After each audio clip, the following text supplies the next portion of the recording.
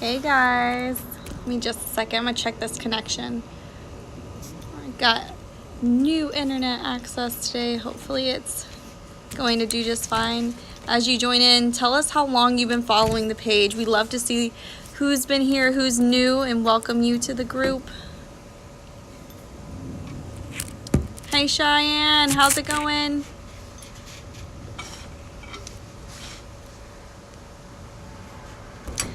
So I don't know if you've been following through for the entire month. You know, every month we do have a workshop theme. Our workshop theme this month is Why Women Stay, and it's one of those tough topics where not only when you come out of an abusive relationship, you get those questions. If it was really abusive, why did you stay? Why did you have kids with them? Why did you go back after you left the first time, the first 5 times? On top of that, sometimes we have to deal with the court system, and we sit in front of a judge and we try to explain the situation, and sometimes it just feels like it goes right over their heads. If you've ever read the bench book in your state on domestic violence, you probably find that everything that you need to know about abuse is in there and that it's all accurate, but actually seeing it play out is difficult. And that idea of why do women stay and actually explaining it and breaking it down can be really difficult. But not only is it from the outside in that we get these questions, but we'll also turn around and sometimes ask ourselves the same thing. If I know it was abusive, why did I stay? Why did I put up with it? Why did I get in the situation that I'm in? And we tend to internalize it. We tend to look at it in ourselves. In the beginning of the workshop series, we went ahead and defined the types of abuse, and we actually had some really cool answers when we asked others what the different types of abuse are. On top of that, we talked to Danny, who was really talking about how her family turned around and was able to help her get out, help her recognize the signs, and what her relationship with even the abuser's exes, which she later became, was, and how some of their stories were the same. She also touched on that cycle of abuse, which we're going to talk about a little bit more today in a little more depth. So again, the topic today is why women stay. The purpose of today's live is to really talk about what are the things that we need to know that help in our brains, and when we explain it to others, give them the same level footing so that we can understand what we're talking about and understand what we've went through and see how that can help us with our healing. A lot of times when we talk about abuse, we understand that there's a cycle. We understand that even though all of our stories are a little bit different, they all have the same core. So one thing that we had a lot of feedback on was that people were liking when we explained things more, when we did little teaching lessons on top of our workshop. So that's what we're going to really focus in on today. As we go through, give us your questions. We'll answer them live. I'm here for you. So it might take me a second to get your question, but make sure you send it in. We'll definitely answer for you. So one thing we wanted to talk about was that cycle of abuse and what does it look like? Because again, everybody has different stories. The abuse can look different to every different person, but at the same time, they tend to have the same cycle. The cycle of abuse is like this. You have this tension phase. You're walking on eggshells. You're not quite sure when everything's going to blow up, when things are going to hit the fan. I'm trying to be very clean nowadays, but you have this tension phase. And everything is riding on the stress level, increasing and increasing and increasing. And maybe nothing's happened quite yet, or maybe you're back at the beginning of the cycle again and something has already happened and you're just waiting for that chance that it's going to happen again. This is usually a time when you say, it will never cross this line, it'll never cross that line, that we have boundaries. He loves me, he'd never do that. That's the tension phase. You go from the tension phase to the actual incident phase. This is when something physically happens, emotionally happens, the emotional abuse, financial abuse. Maybe there's a physical element, hitting, choking. We get a lot of conversations about how things start with choking, and they tend to progress and progress and progress. You might start to see in the tension phase, they leave a gun on the counter. Don't say anything of it, but it's part of the tension and that stress building and the thing to keep in the back of your mind where they're trying to manipulate you. And then the incident phase might actually having that gun pointed towards you. Maybe it starts with some verbal abuse, talking about how they would shoot you, how you're dispensable, things like that. After the incident phase, you go into the reconciliation. This is the part that we hear all the time on our page. If you follow our comments, you follow the questions we ask. If you're new and you just left, you tend to see this at an extremely high scale because you've removed yourself as the victim And a manipulator, a narcissist, is completely lost when they don't have their victim. That reconciliation phase is the, I am so sorry. I didn't mean to. It'll never happen again. I did it because I'm stressed out at work. I did it because when you went out the other night and you didn't respond to me, or you didn't tell me exactly who you're with, I was just so worried about you, and I just love you so much, and this was just a communication issue. Or I lost my cool because I was drinking and I'm not going to drink again. Or really this happened because you said this, and if you could just fix that, we wouldn't have this again. And this is the I'm sorry phase. This is the critical phase, because this is where a lot of love, a lot of romance, and a lot of these little things that we'll talk about with the trauma bonding take place. These are the things that make you go, I love them. They feel that I'm important to them. They're important to me in return. And we're going to do this. This sometimes is also paired with it's us against the world, really.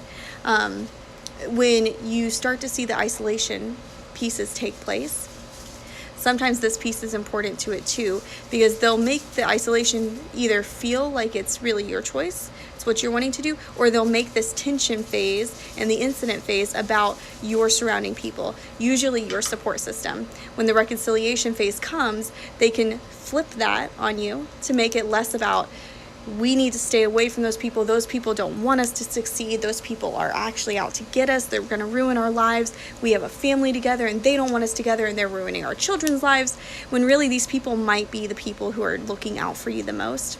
That reconciliation phase can then be used in the cycle of abuse to get you to further isolate yourself away from those individuals. And then there's this very top curve, if we're thinking of the circle of abuse.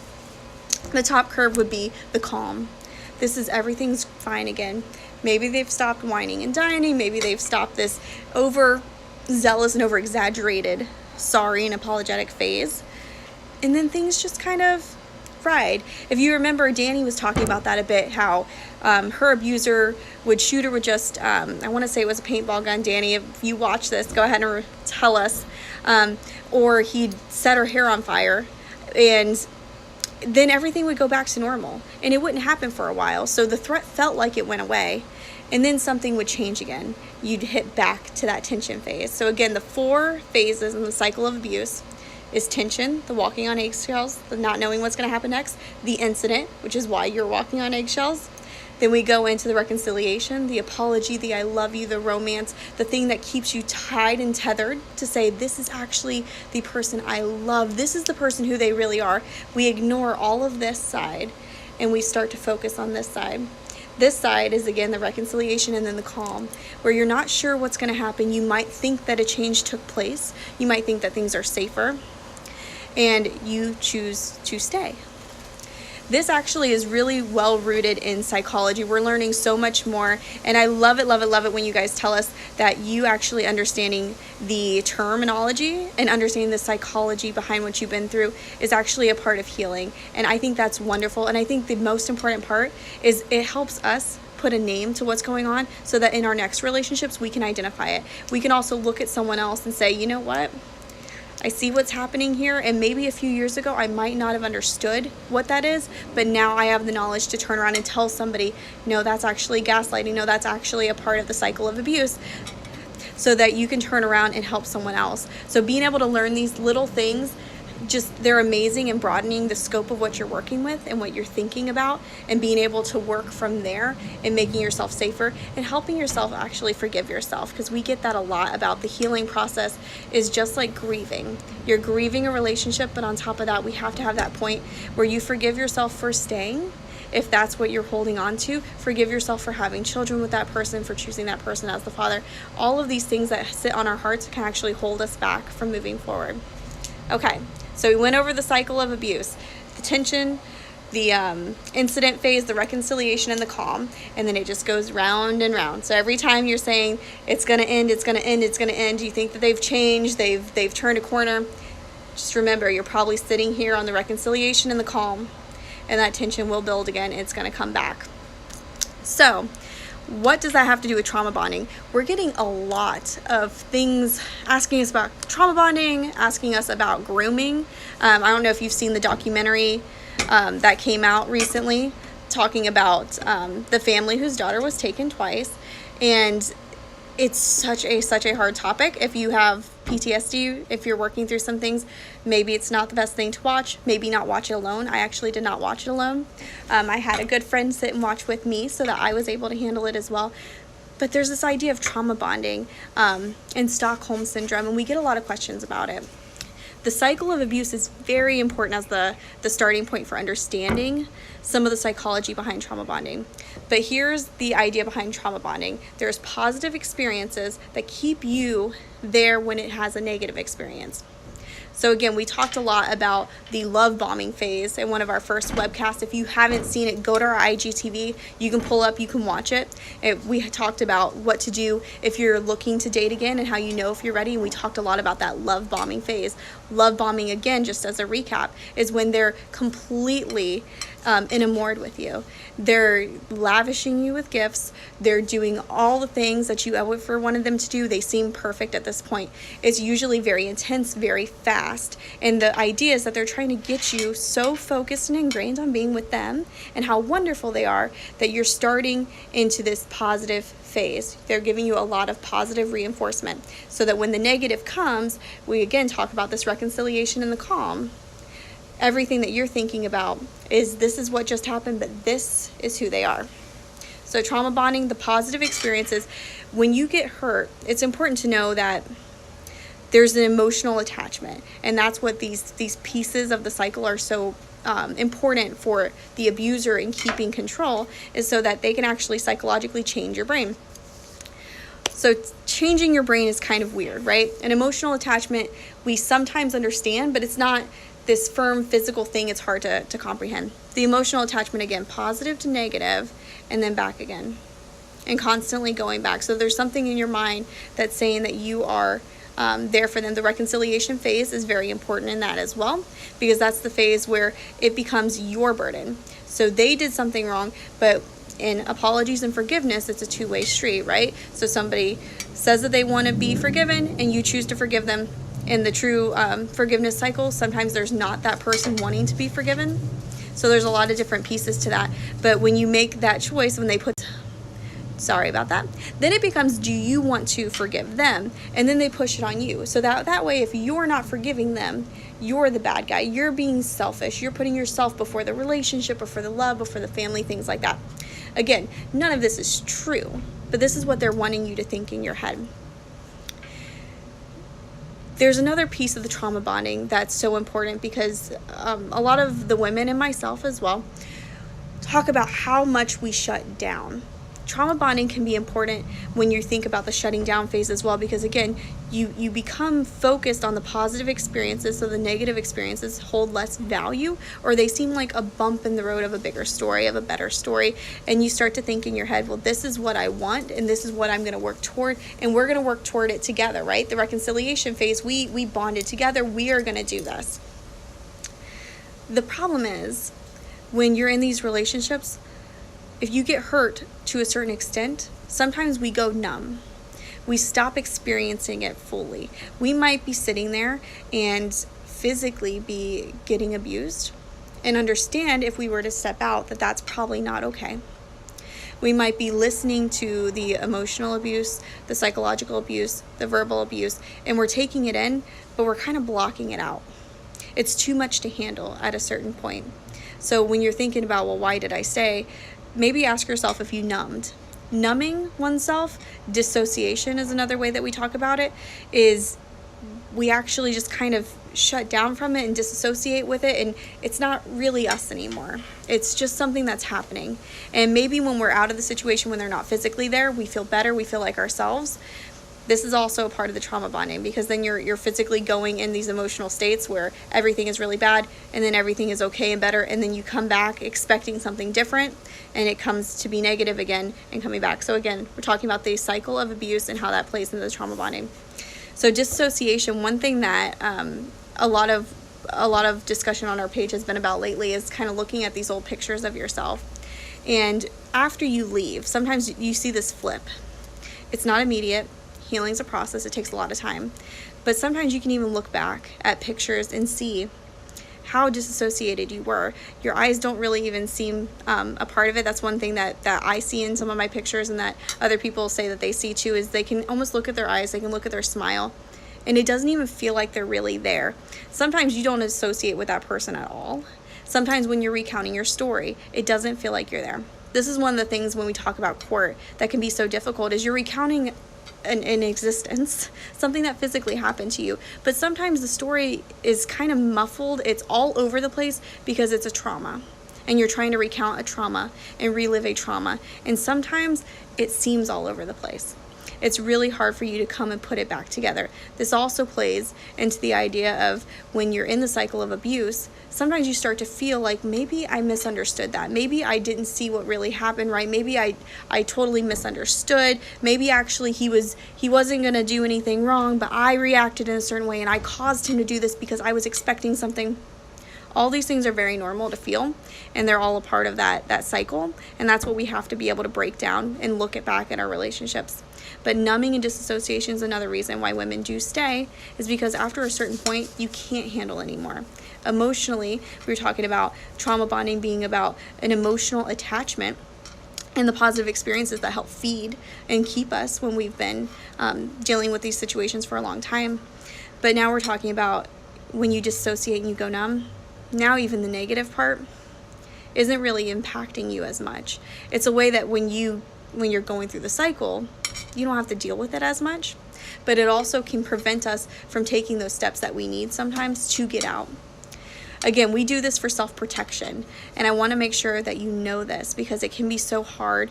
I have women call me sometimes and they're like, I just don't understand why I did this. I don't understand why I let my kids live through this. I don't understand why I let my children see what had happened to me.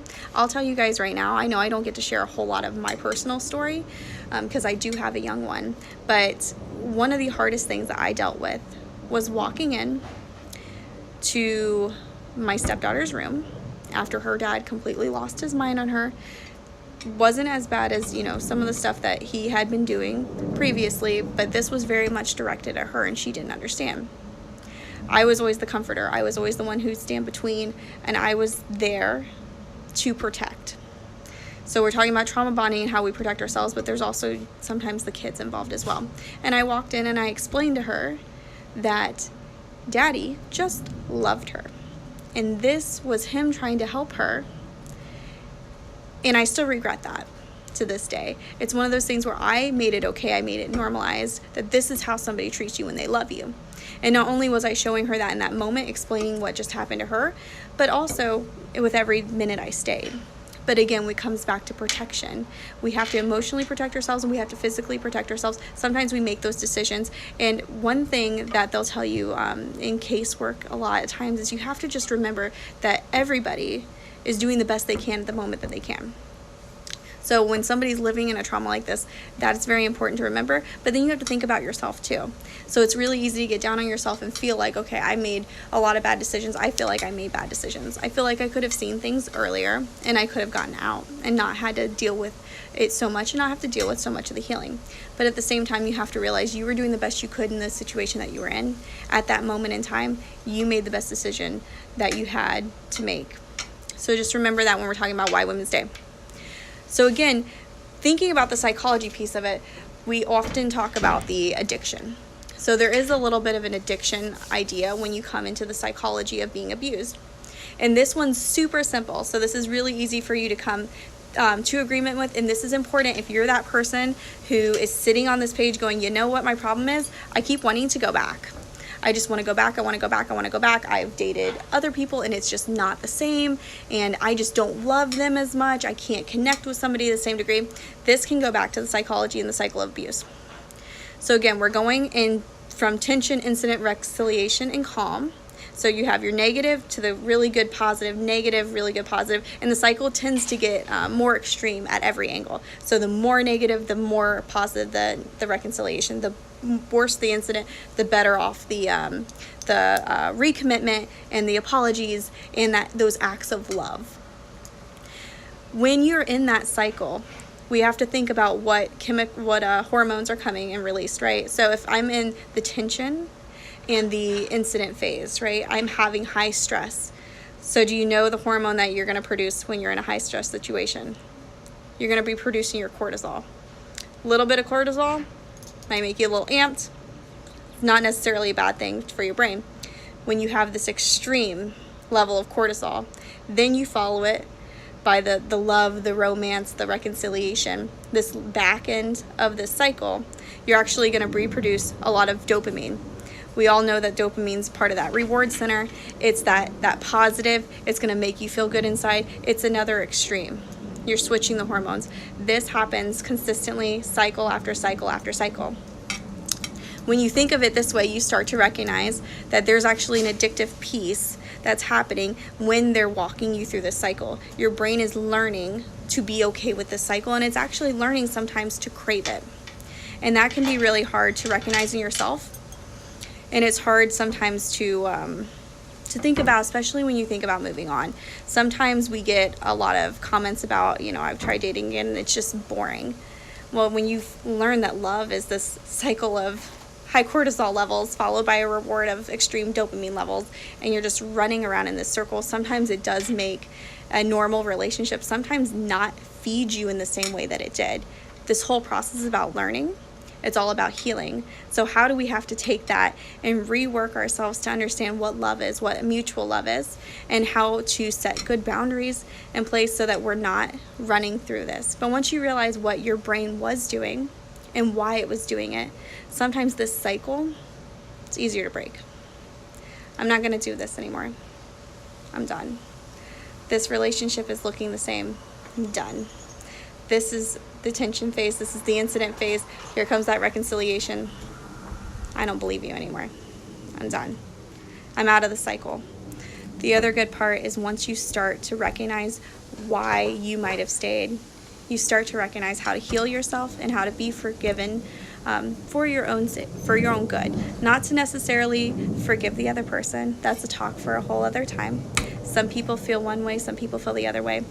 There's a lot that goes into that conversation. But one person that you have to forgive is yourself. Being able to forgive yourself, being able to recognize that it is a cycle of abuse that is addictive, that gets people to stay.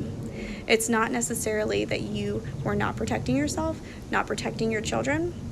It's that there is a lot more complicated factors that go into the cycle of abuse.